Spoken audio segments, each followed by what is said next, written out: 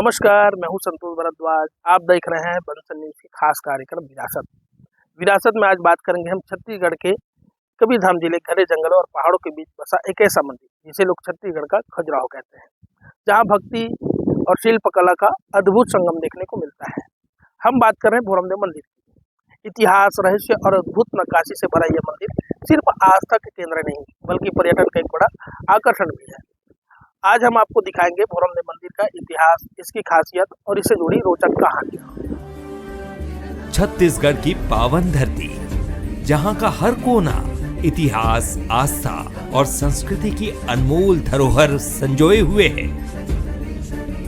इन्हीं में से एक है कबीरधाम जिले का भोरमदेव मंदिर, जिसे छत्तीसगढ़ का खजुराहो कहा जाता है। मैकल पर्वत श्रेणी की गोद में बसा ये करीब 1000 साल पुराना मंदिर सिर्फ आस्था का केंद्र ही नहीं है, ये अद्भुत शिल्पकला, रहस्यमय इतिहास और आदिवासी संस्कृति का जीवंत संगम है। यहाँ हर पत्थर बोलता है, हर नक्काशी एक कहानी कहती है और इतिहास में आस्था की गूंज सुनाई देती है। मैकल पर्वत श्रेणियों की गोद में बसा भोरमदेव मंदिर प्राकृतिक सुंदरता के बीच एक अद्भुत स्थापत्य कला का नमूना है। चारों ओर हरियाली, शांत वातावरण और प्राचीनता की झलक यहाँ आने वाले हर व्यक्ति को अलग ही अनुभूति देती है। कवर्धा से लगभग 16 किलोमीटर दूर घने जंगलों और मैकल पर्वत की वादियों के बीच स्थित भोरमदेव मंदिर प्रकृति की गोद में बसा एक ऐसा अद्भुत स्थल है, जहां पहुंचते ही मन को शांति और सुकून का एहसास होता है। चारों ओर हरियाली, पहाड़ और शांत वातावरण इस मंदिर को और भी रहस्यमयी बना देते हैं। इस मंदिर की जो बहुत सारी विशेषताएं हैं, जिनमें हम जैसे नागर शैली में बना ये सब लोग जानते हैं, लेकिन साथ साथ इस बात को कोई ज़्यादा ध्यान नहीं दे पाता कि इसमें अलग अलग देवी देवताओं के चित्रांकन के साथ साथ उनकी लीलाओं का भी वर्णन है।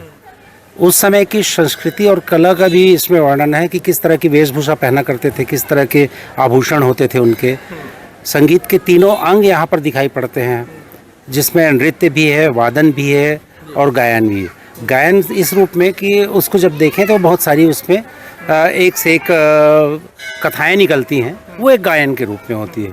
तो इस तरह से ये मंदिर जो है अपने आप में बहुत ही बोलते हुए मंदिर, हम ये कह सकते हैं कि बोलता हुआ मंदिर। भोरमदेव मंदिर का निर्माण 11वीं से 12वीं शताब्दी के बीच हुआ।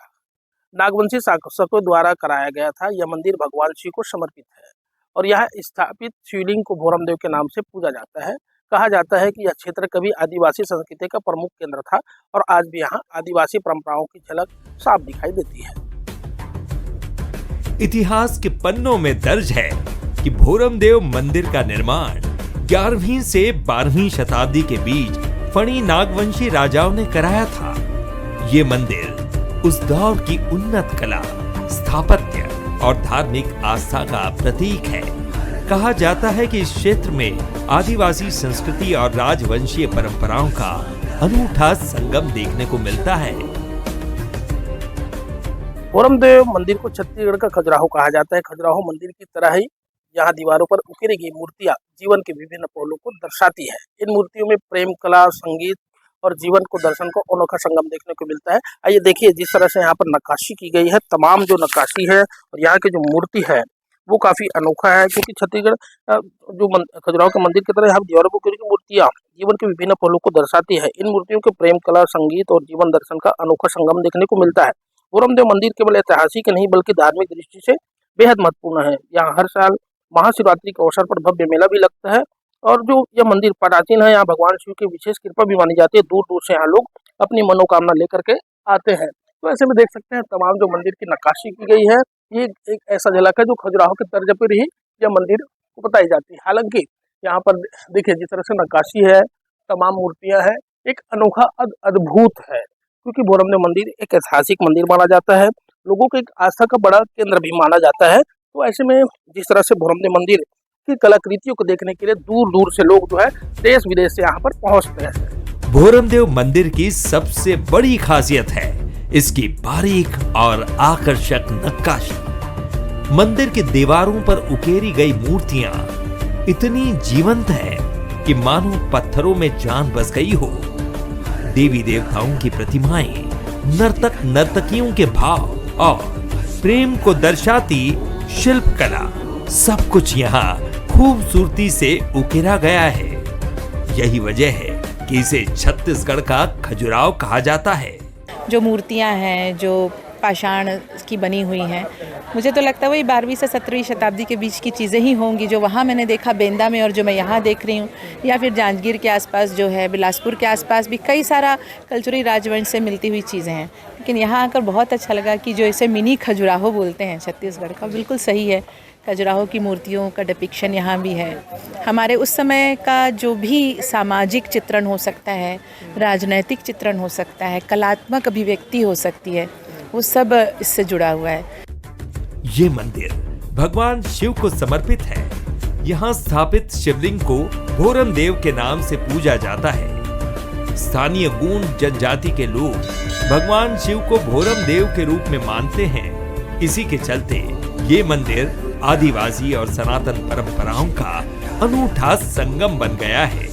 आप सभी भक्तों को हर हर महादेव बोलता हूँ और कहता हूँ, जितने भी लोगों की जो इच्छा है, कामना है, सब कामनाओं को अगर कोई पूर्ण करने वाला है तो देवों का देव भगवान महादेव जी महाराज पावन धाम में भोरम देव द्वार में भगवान गर्भगृह में विराजमान है। और यहाँ पास गर्भगृह में जो भी लोग आकर के भगवान महादेव जी का अभिषेक करते हैं, पूजन करते हैं, अर्चना करते हैं, रुद्राभिषेक करते हैं, उन सबकी कामनाओं को भगवान अवश्य ही पूर्ण करते हैं। और साथ ही साथ में देख सकते हैं भगवान के समकक्ष में भगवान गजानन स्वामी जी विराजमान हैं।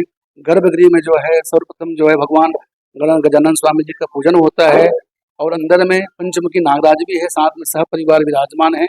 और जिस स्थान में भगवान आशुतोष भगवान बुद्ध भगवान बुद्धेश्वर महादेव जी हैं, उनके ऊपर में जो है श्री यंत्र का, भैरवी यंत्र का बड़ा दिव्य विग्रह बना हुआ है। तो मैं यही कहना चाहता हूँ समुचे श्रद्धालुओं से, आप सभी जो है भगवान भोरम देव जी के द्वार में आए, अब आकर के भगवान में जलाभिषेक करें, रुद्राभिषेक करें और आप अपनी जो भी इच्छा है, कामना है, अपनी कामनाओं को, इच्छाओं को भगवान से निवेदन करें।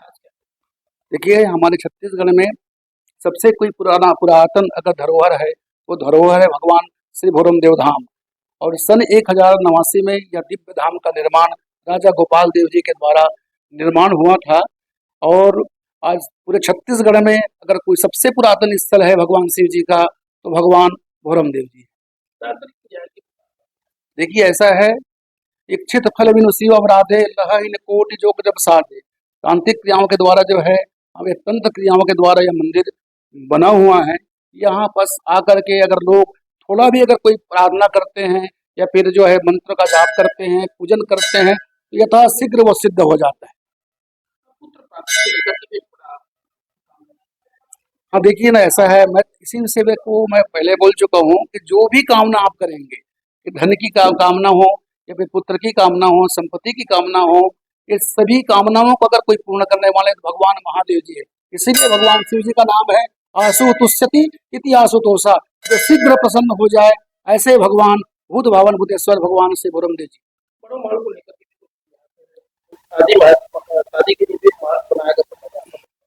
ये ऐसा है कि विवाह जब होता है, विवाह में 16 स्तंभ का निर्माण होता है। तो हमारे जो है बुढ़ा से मड़वा महल, वहाँ जाकर देखेंगे तो वहाँ जो है आज भी 16 स्तंभ विद्यमान है।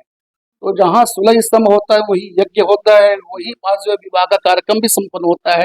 तो किंवदंती ऐसा कहा जाता है, राजा गोपाल देव राय उनके परिवार में जो है वहाँ विवाह संपन्न हुआ था, वहाँ विवाह हुआ था। ये मंदिर बहुत प्राचीन है। यहाँ दूर दूर से श्रद्धालु आते हैं, जिन पर भोरम देव भगवान की विशेष कृपा बरसती है। मंदिर के शिवलिंग के ऊपर श्री यंत्र भी है, जो हिंदू धर्म और तांत्रिक क्रियाओं को दर्शाता है। भोरम देव मंदिर में जो भी सच्चे मन से मनोकामना मांगते हैं, ऐसी मान्यता है कि वो जरूर पूरी होती है। भोरम देव मंदिर आज छत्तीसगढ़ का एक प्रमुख पर्यटन स्थल बन चुका है। देश विदेश से लोग यहाँ घूमने आते हैं और एक ऐतिहासिक धरोहर को करीब से देखने का अनुभव लेते हैं। भोरम देव मंदिर से जुड़ी कई रोचक कहानियां भी प्रचलित है। कहा जाता है कि मंदिरों की नक्काशी में छिपे कई प्रतीक आज भी इतिहासकारों के लिए शोध का विषय बना हुआ है। भोरम देव मंदिर को लेकर कई रहस्यमयी कहानियां भी प्रचलित हैं। कहा जाता है कि यहाँ प्राचीन समय में साधु संत और तांत्रिक साधना करते थे। मंदिर की संरचना इस तरह बनाई गई है कि सूरज की पहली किरण सीधे गर्भगृह में स्थापित शिवलिंग पर पड़ती है, जो उस समय के खगोल और वास्तु ज्ञान का अद्भुत नमूना है।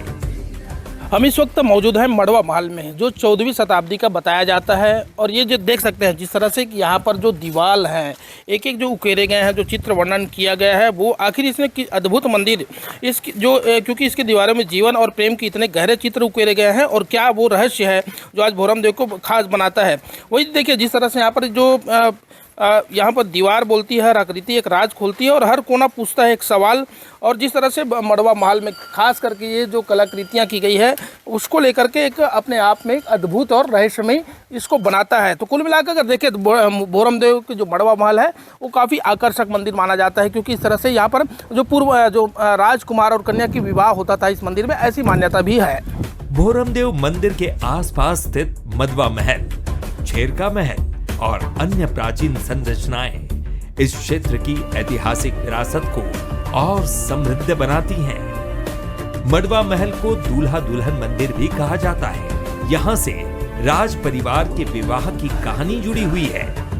भोरम देव मंदिर की स्थिति एक निकट जो तालाब है, इस तालाब की एक अपनी खासियत रही है कि यहाँ पे जो बुजुर्ग जो पुराने, ऐसी कहावत है कि यहाँ पर जो बर्तन निकलते थे, लोग जो दर्शन करने आते थे भोरम देव मंदिर में, वो बर्तन निकलता था और बर्तन से खाना बनाते थे। इसी जो तालाब के पानी से सभी लोग खाना बनाते थे, ऐसी किंवदंती है। और एक जो जंगल दिख रहा है, दियाबार जंगल इसको बोलते हैं, जो पहाड़ है, उसी पहाड़ में नाग और नागिन अपने जो मड़ी है उसको छोड़ करके चले जाते थे, जिससे कारण से पूरे क्षेत्र में रोशनी होता था और यहाँ पर रात लोग नहीं रुकते थे।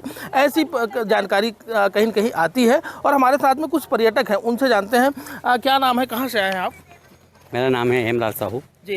डोंगर गांव से राजनाथ। क्या जानते हैं यहाँ की जगह के बारे में? यहाँ मैं सर्विस में था 1971 से लेकर के 2011 तक। तो उसमें आप जो सुने बताए ना वैसे टाइप के है। बाकी देख मेरे समय में नहीं दिखाई दिया, जैसे बर्तन बोल रहे हैं या इसे मनी बोल रहे हैं, तो वो मैं नहीं देखा हूँ ना। देखा होता तो अलग बात है, सुनने वाली बात अलग है। हाँ, और आगे और जो मंदिर के बारे में क्या जानते हैं आप? मंदिर में क्या है, शिवलिंग का है मूर्ति और नाग देवता है। और जो भोरम देव जो राजा बनाया है ना, मैंने मूर्ति को मंदिर को कह के तो वैसे सुनने में आया है कि एक रात एक दिन में बनाए हैं और वो लोग अंदर में जाग बनाते थे। उसका ये प्रमाण था कि कोई भी अगर हम लोग कार्य कर रहे हैं वहाँ कोई न आए, और आएगा तो हम लोग लुप्त हो जाएंगे। तो इसलिए क्या है, कोई खोल दिए तो खोल दे तो अधूरा, इसीलिए अधूरा है मूर्ति जो मंदिर जो है ना, अधूरा इसी नाम से खोल दिए मैंने लुप्त हो गए वो लोग। हाँ, चलिए आगे। देखिए कई तरह के इतिहास को अपने आप में समेटे हुए हैं भोरम देव मंदिर। और कुछ भी हमारे साथ में लोग हैं जो पर्यटक। कहाँ से आए हैं आप, क्या नाम है? मैं राजनाथ गांव से आई हूँ, मेरा नाम प्रेरणा साहू है। क्या सुने मंदिर के बारे में, क्या जानते हैं जगह के बारे में? ये छत्तीसगढ़ का खजुराहो नाम से प्रसिद्ध है, और इसी नाम से हमारे जो दादा है यहाँ थे, पहले से इनका ड्यूटी था, तो यहाँ देखने के नाम से आए हैं, घूमने के नाम से आए। आज भोरम देव मंदिर न केवल धार्मिक स्थल है, ये स्थान पर्यटन के लिहाज से भी एक महत्वपूर्ण केंद्र बन चुका है। यहाँ देश विदेश से पर्यटक आते हैं जो इस मंदिर की कला, इतिहास और प्राकृतिक सुंदरता को करीब से देखकर बस देखते रह जाते हैं। तो एखर जो मान्यता है ये बहुत पुरातात्विक मंदिर है, जो छेमसी रात में बने हैं, इसे टाइप से एखर कहावत है। और पहली तो यह पहाड़ से पूरा घिरे हुए रही से, लेकिन कुछ दिन के बाद में जब पता चली कि यहाँ फिर रास्ता वास्ता बनाए गईस, और ओखर बाद धीरे धीरे एखर जीर्णोद्धार हुईस। और आज के समय में थोड़ा से मतलब एखर जो दर्शक है, एखर देखने वाला की संख्या मन हाँ थोड़ा से दिनों दिन बढ़ते जाते हैं। अब एखर जो महत्व है भोरम राजा के, वो मतलब कोई भी अपन मनोकामना लेके आथन वो जरूर पूरा होते हैं। देखिए, भोरम देव के इतिहास को समझने में सबसे महत्वपूर्ण जो अभिलेख है, जिसको हम मड़वा महल अभिलेख कहते हैं, वो संवत 1406 का एक अभिलेख है, यानी 1349 ईस्वी। वो अभिलेख आजकल महंत घासीदास संग्रहालय रायपुर में स्थित है। उस अभिलेख का यदि पाठ किया जाए तो हमको मड़वा महल के बारे में और पूरे इस भोरम देव मंदिर के बारे में महत्वपूर्ण जानकारियाँ मिलती है। यहाँ की नक्काशी और वातावरण बहुत ही अद्भुत है। ऐसा लगता है कि जैसे इतिहास को करीब से देख रही हूँ। ऐसी मान्यता है कि मंदिर के पास तालाब से खाना बनाने के लिए बर्तन भी निकलते थे, जिसमें दर्शन करने आए लोग खाना बनाकर बर्तन को दोबारा तालाब में रख देते थे। जिसके बारे में पुराने समय में प्रचलित था कि उस तालाब में पानी जो है वो सफ़ेद हुआ करता था, श्वेत रंग का, और बर्तन उसमें जब भी दर्शनार्थी आते थे तो बर्तन वहाँ से निकल जाता था। भोजन पका के वापस धो धा के साफ करके उसको पुनः तालाब में छोड़ दिया जाता था। लेकिन एक बार कुछ लोगों ने लालच में आकर कुछ बर्तन अपने साथ ले गए, तब से फिर वो बर्तन निकलना बंद हो गया। ऐसे हमारे पूर्वजों में कथा प्रचलित है। भोरम देव से जुड़े रहस्यों पर एक कथा प्रायः बड़े बुजुर्ग सुनाते हैं। छपरी क्षेत्र में भोरम देव पहुंचने के 2 किलोमीटर पहले दाईं ओर एक पर्वत है, जिसे दियाबार पर्वत कहते हैं। इसी पर्वत में फणिनाग वासुकी और नागिन का एक जोड़ा रहता था, जो पूरे भोरम देव क्षेत्र की रक्षा करते थे। प्राचीन काल से ही इस क्षेत्र में सूर्यास्त के बाद रात रुकने की मनाही थी। वजह पूछने पर लोग ये बताते थे कि आधी रात को नाग और नागिन अपने मणि को दियाबार पर्वत में रख देते थे, जिसकी दिव्य रोशनी में पूरा क्षेत्र रोशन हो जाता था। इस रोशनी में इच्छाधारी नाग और नागिन स्त्री पुरुष का वेश धारण करके भ्रमण करते थे।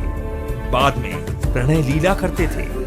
जब भोर का समय होने को आता था तो दोनों फिर से दियाबार पर्वत पर चले जाते थे।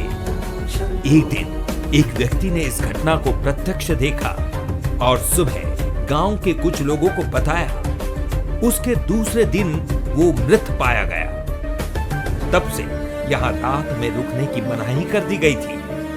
रात्रि में वहाँ पर नाग और नागिन, फणिनाग जो होते हैं, वो आया करते थे और मनुष्य वेशभूषा में अपने मणि को ऊपर पहाड़ी के ऊपर रख कर और नीचे आकर वो अपनी लीला करते थे, भ्रमण करते थे और प्रातः होने से पहले वापस चले जाते थे। तो उस दौरान वहाँ पर कोई व्यक्ति उसको देखता नहीं था। लेकिन एक बार एक गांव का एक व्यक्ति उसको देख लिया, तो उसके ठीक दूसरे दिन उसने गांव वालों को बताया और बताने के बाद वो जीवित नहीं रह पाया। तो इस तरह की कथा यहाँ प्रचलित है। भोरम देव सिर्फ एक मंदिर ही नहीं है, ये एक ऐसी जीवंत विरासत है जहाँ इतिहास, आस्था और कला एक साथ सांस लेते हैं। ये स्थान हमें हमारी संस्कृति और परंपरा की जड़ों से जोड़ता है, साथ ही आने वाली पीढ़ियों के लिए एक अनमोल धरोहर के रूप में खड़ा है। भोरम देव मंदिर जहाँ इतिहास, आस्था और कला एक साथ जीवंत नजर आते हैं। यह सिर्फ एक मंदिर ही नहीं, बल्कि हमारी संस्कृति और विरासत की अनमोल पहचान है। कवर्धा से संतोष भारद्वाज, बंसल न्यूज।